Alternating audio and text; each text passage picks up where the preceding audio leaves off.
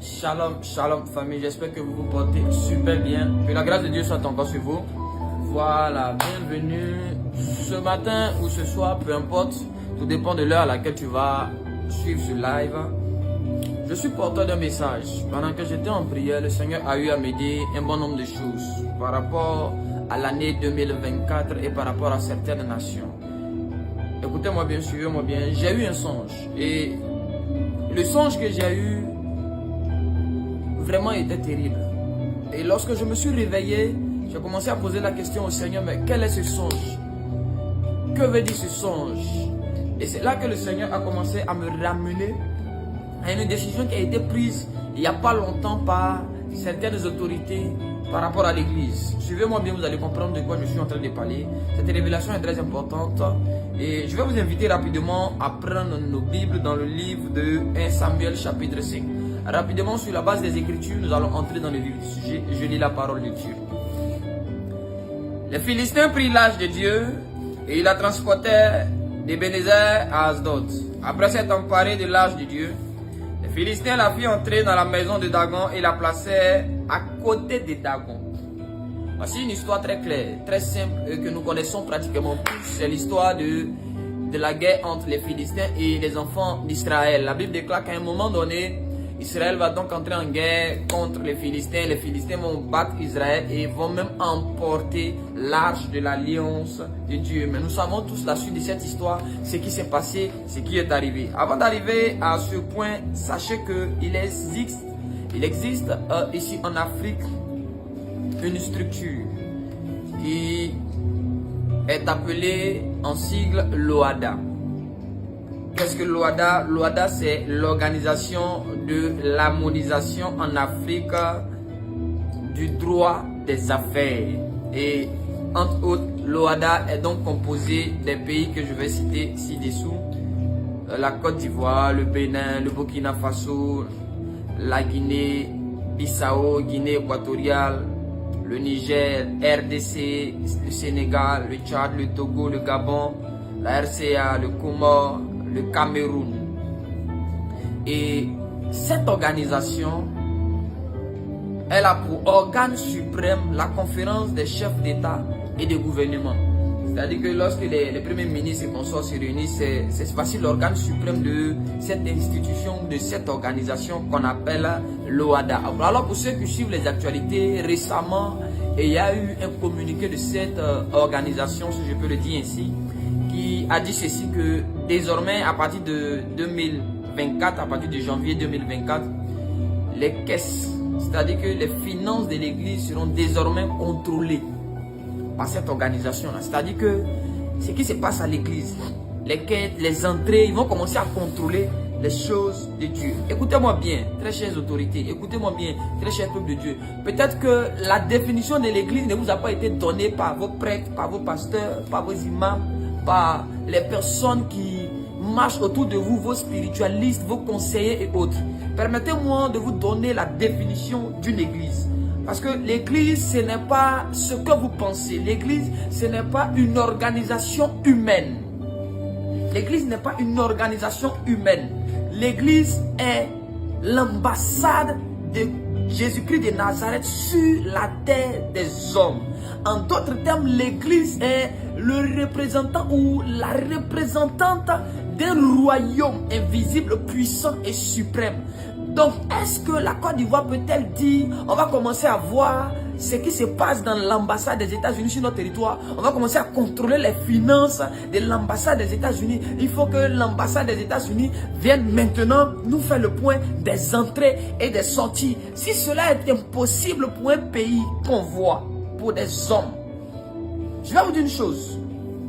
Parce que entrer dans ces choses va attirer des problèmes sur nos nations et sur ceux-là même qui se sont réunis et qui ont pris des décisions par rapport à l'église. L'église est comme un État dans un autre État. Le chef suprême de l'église, c'est Jésus-Christ de Nazareth. Le président de l'église, c'est Jésus-Christ de Nazareth. Et l'Église est un collaborateur de nos différentes nations dans lesquelles l'Église est implantée. Donc il y a l'Église en Côte d'Ivoire. L'Église n'est pas sous la domination de l'autorité politique de la Côte d'Ivoire, mais l'Église est un collaborateur de l'autorité politique en Côte d'Ivoire. L'Église est un collaborateur de l'autorité politique en RDC, en RCA, au Togo, au Bénin et consorts. Mais l'Église n'est pas sous la tutelle, l'Église n'est pas sous la domination. Nous sommes en étroite collaboration, de sorte que le jour l'autorité politique déraille, l'Église étant un collaborateur est à mesure de ramener l'autorité politique sur le droit chemin. Écoutez-moi bien. Et les choses qui sont en train de se passer, ce sont des choses qui vont attirer des malheurs et des malheurs sur nos nations. Ce sont des choses qui vont attirer des problèmes sur nos familles. Et ce n'est pas pour le bien de la population, ni pour le bien même des autorités politiques qui ont eu à siéger et à prendre ce genre de décisions. Écoutez-moi bien, la Bible déclare à César ce qui est à César, à Dieu ce qui est à Dieu. Vouloir mettre la main, vouloir contrôler, vouloir avoir la même mise, avoir l'œil dans les choses du lieu très saint, dans les choses sacrées. Dans les choses sacrées. C'est comme prendre l'arche de l'alliance de l'Éternel et la faire entrer dans la maison de Dagon. Demandez aux Philistins ce qui est arrivé. La Bible dit que lorsqu'ils ont emporté l'arche de l'alliance, lorsqu'ils ont emporté cette arche-là, ils ont commencé à être frappés de toutes sortes de malédictions. Ils ont commencé à vivre un calvaire, mais des choses que même les médecins étaient incapables de guérir. Même leurs guérisseurs, tous les fétiches et tous les pouvoirs spirituels se sont révélés inefficaces face à la main de Dieu qui s'est apaisantie sur eux. Et pendant que j'étais en prière, voici le songe que j'ai eu. J'ai eu un songe et dans ce songe-là, je me trouvais en Côte d'Ivoire et je voyais une pluie, mais ce n'était pas de l'eau, c'était des bombes, mais il n'y avait pas d'avion dans le ciel. Et je voyais ces bombes-là qui pleuvaient, qui détruisaient des infrastructures, qui tuaient des hommes, qui causaient des dégâts. Il n'y avait vraiment pas un endroit où on pouvait être en sécurité. La seule sécurité que je voyais, c'était que tu es comme une marque sur toi. Mais c'était comme la marque des fils de Dieu que tu avais sur toi. Et les personnes qui avaient cette marque-là, les bombes avaient tendance à les dévier, à tuer ceux qui sont auprès d'eux, à détruire ceux qui étaient auprès d'eux. Mais ces bombes-là ne venaient pas sur eux parce que c'est comme si ces bombes étaient téléguidées. C'est comme si ces bombes-là étaient contrôlées à distance. Et il pleuvait des bombes, des infrastructures avaient été détruites. Des dégâts dans le pays. Et le peuple était dans une consternation pas possible. Le peuple était abasourdi, tout le monde était dépassé par la situation. Et puis je me suis réveillé. J'ai demandé à Dieu, c'est quoi? C'est une histoire de guerre ou bien qu'est-ce que c'est? Seigneur, c'est quoi ces histoires de bombes encore sur mon pays? Est-ce qu'on va encore vivre notre conflit? Est-ce que... Et c'est en ce moment que le Saint-Esprit va commencer à me dire. Il dit, ils ont osé prendre une décision. Mais va et puis dis-leur, s'ils se sont amusés à appliquer et à vouloir mettre la main sur mon trésor, si les choses qui se passent dans ma maison, ils vont vivre ce qu'ils n'ont jamais vécu. Et 2024 sera une année très dangereuse. Une année de malheur et de malédiction pour cette nation. Mais pour les personnes qui se sont assises et qui ont décidé, qui ont pris la décision de dire on va entrer dans le temple. On va commencer à contrôler les choses de Dieu. Parce que c'est là aussi l'un des systèmes de l'Antichrist. Pour contrôler l'église. Ça commence d'abord par le contrôle des finances.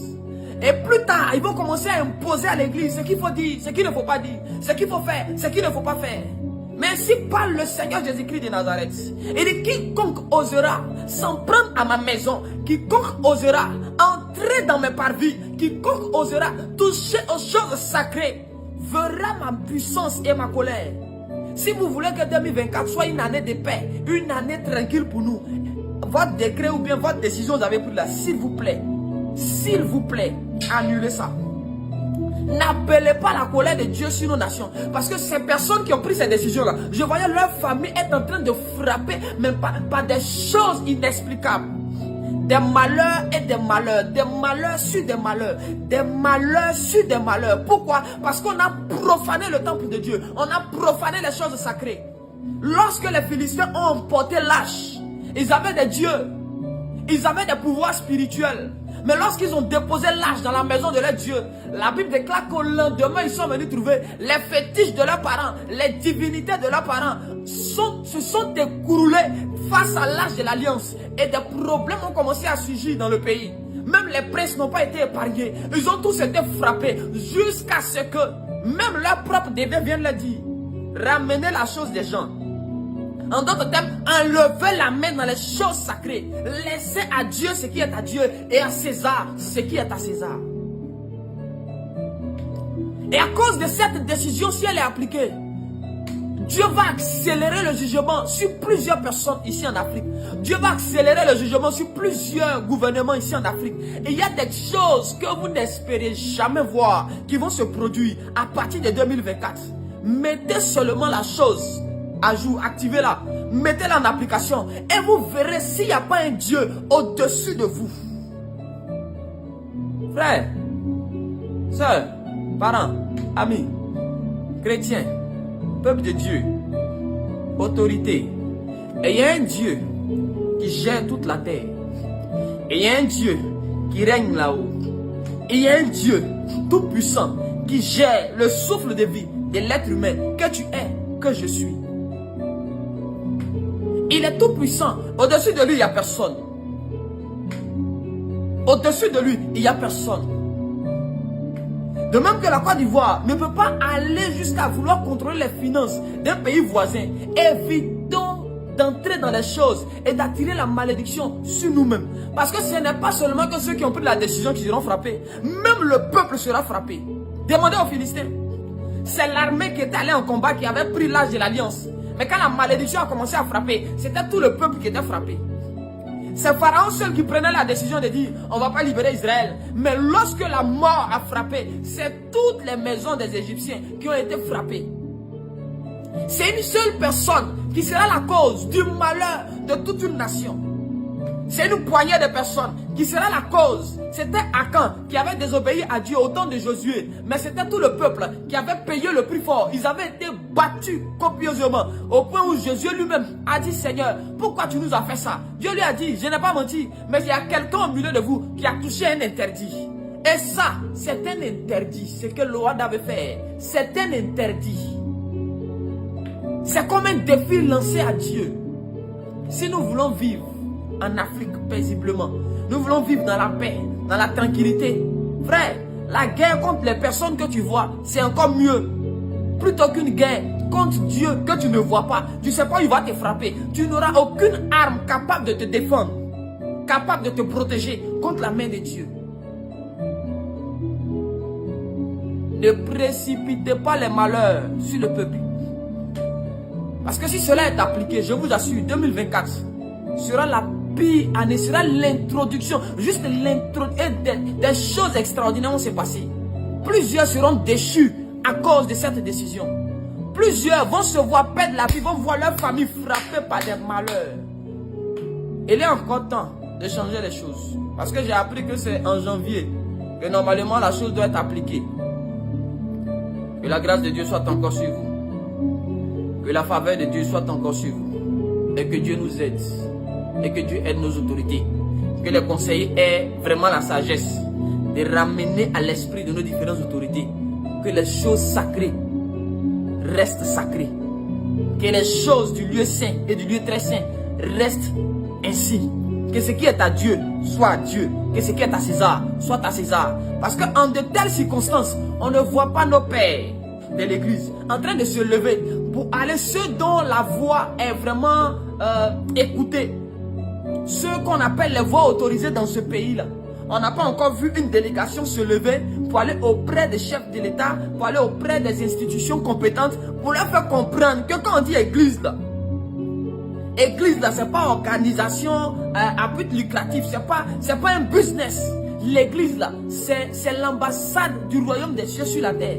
Donc on ne peut pas s'amuser à l'église. Donc allez-y, expliquez ça aux gens là, ils vont comprendre. Peut-être c'est parce qu'ils ne savent pas. Il est de votre devoir en tant que père. C'est dans ces conditions là, c'est en ces temps-ci là qu'on a besoin de voir qui est père, qui n'est pas père, qui est repère et qui n'est pas repère. C'est en de telles circonstances que vous qui êtes nos pères dans cette nation de l'église, c'est maintenant là vous devez vous lever pour former une délégation et puis aller voir l'autorité compétente pour lui expliquer que là où tu vas là, tu vas créer les problèmes au peuple. Là où tu vas là, tu vas nous créer les problèmes nous tous.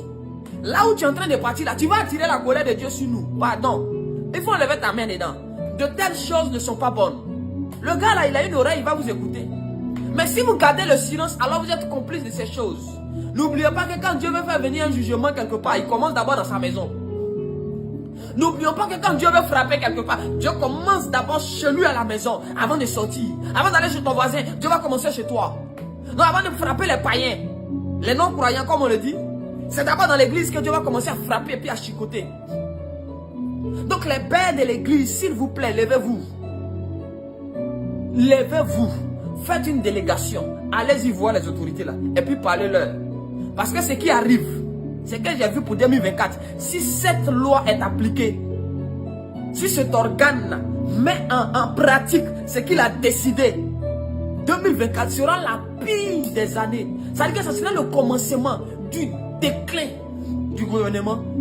Mais ce sera des malheurs et des malheurs, des choses mauvaises, des signes, des prodiges vont se passer. Dieu va frapper directement. Chers pères de l'église, s'il vous plaît, c'est maintenant là. Nous, vos enfants, nous, vos fils, nous, vos petits frères, on a besoin de vous. C'est maintenant là que Jésus doit savoir qu'il a des pères en Côte d'Ivoire. Et il y a des pères dans la francophonie. Il ne sert à rien de se mettre sur les réseaux sociaux et de dire je suis le père de la francophonie, je suis le père de la Côte d'Ivoire, je suis le grand-père de la Côte d'Ivoire. Les histoires de paternité, ce n'est pas dans la bouche, ce n'est pas les titres. Un père est un homme responsable qui prend soin de sa famille et qui est prêt à défendre sa famille, quitte à mourir pour elle. Donc si tu es père dans cette nation, la Côte d'Ivoire, père d'une église, père de l'église en Côte d'Ivoire, tu es un repère. C'est maintenant on doit voir en quoi est-ce que tu es un repère, en quoi est-ce que tu es un père. Parce que les gens sont en train de fouler au pied le nom du Seigneur. Les gens sont en train de vouloir blasphémer. Les gens sont en train de vouloir profaner les choses saintes. Il est de notre devoir de nous lever et de dire non à ces choses. Parce que celui qui se tait, il le conçoit. Celui qui ne dit rien, il se fait complice de ces choses. Nous sommes des enfants de Dieu ou nous ne sommes pas des enfants de Dieu. C'est maintenant, très cher Père, on a besoin de vous. Vous qui êtes écoutés, vous qu'on connaît bien, vous qui, quand vous pouvez, vous avez accès à certaines autorités, vous pouvez entrer ça et là pour parler aux gens, essayer de les conscientiser, leur faire prendre conscience des dangers qui guettent la nation par rapport à leurs décisions qu'ils sont en train de prendre. C'est maintenant on a besoin de vous. Levez-vous s'il vous plaît. S'il vous plaît. Appelez-leur s'il vous plaît, si vous pouvez. Formez une délégation. Allez-y les voir. Adressez-leur un courrier. Ou me faites des communications sur vos pages Facebook.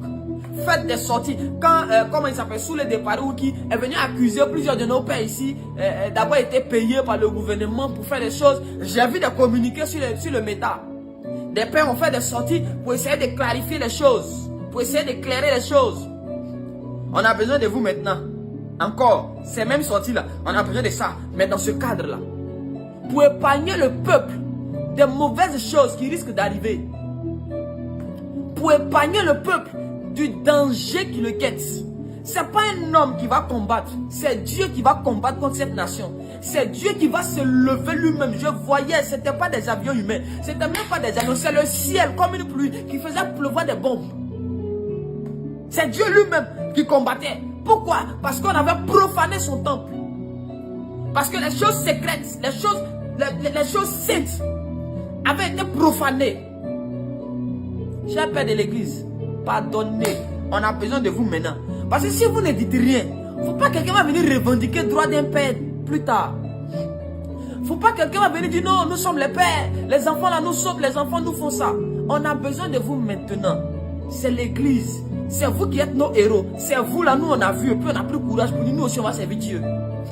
C'est vous là, nous on regarde quand ça ne va pas, puis on dit non, si tel père a réussi, c'est que Dieu va le faire pour moi. C'est vous nos modèles. C'est vous les icônes. C'est sur vous on compte, c'est sur vous on triche.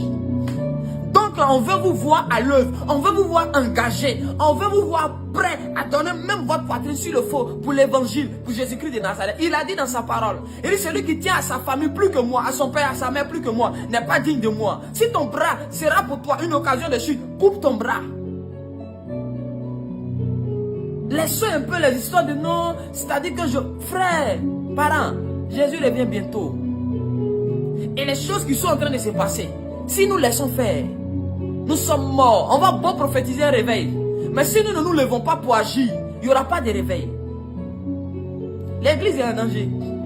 Mais en même temps, le peuple, la Côte d'Ivoire, les institutions, l'État, l'Afrique, tout entière est en danger.